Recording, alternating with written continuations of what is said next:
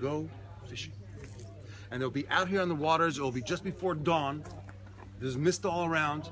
They cast their net to one side and they pull it up and nothing comes. And then they hear a voice from the shore. Not that side. Cast your net to the other side.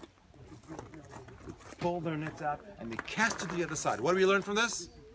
The Galilean fishermen listen to the spotter on the beach. Right? You don't see what's immediately. You have to have a spotter on the beach to tell you where the schools of fish are. They will throw their nets over to the other side. They will then pull in their nets and it's going to be really heavy. A net is bursting, not bursting really, but full to the burst, to the seams. How many fish? You remember the number? It's strange that the Bible mentions a specific number. 153. 153 fish. The Bible is a very stingy book when it comes to details like this. So we have to put this little mental note put aside, try to examine what this number means.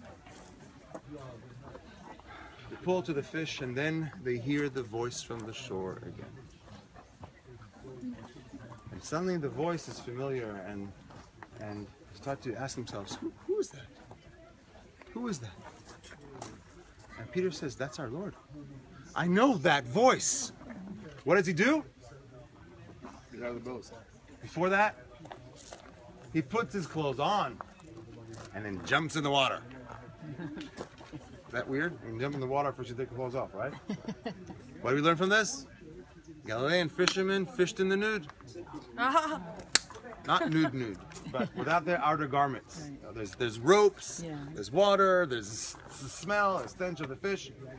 Puts on his cloak and jumps in the water and goes to shore. And there, here, on the shore, Peter meets Jesus that has risen from the tomb. This is where they'll have their encounter. But the story continues, and the night is described. It's a dark morning. There's a chill. There's a coal fire burning. Remember our coal fire from John 19? There's a coal fire burning on the stones over there. It's the only two places in the Bible that there's a coal fire. Okay, John 19, John 21. And Jesus will start talking to Peter. Peter had just he's still guilt-ridden. Rick, do you want to help us with the reading? Sure. Let's read. We're reading John 21 from 15 to 19.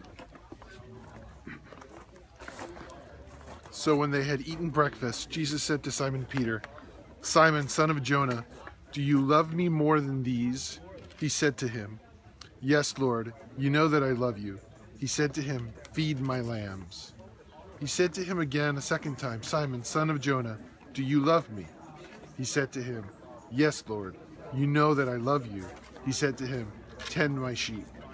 He said to him the third time, "Simon, son of Jonah, do you love me?" Peter was grieved because he said to him the third time, "Do you love me?" And he said to him, "Lord, you know all things, you know that I love you." Jesus said to him, "Feed my sheep. Most assuredly I say to you, when you were younger, you girded yourself and walked where you wished. But when you are old, you will stretch out your hands, and another will gird you and carry you where you do not wish." This he spoke, signifying by what death he would glorify God. And when he had spoken this, he said to him, "Follow me."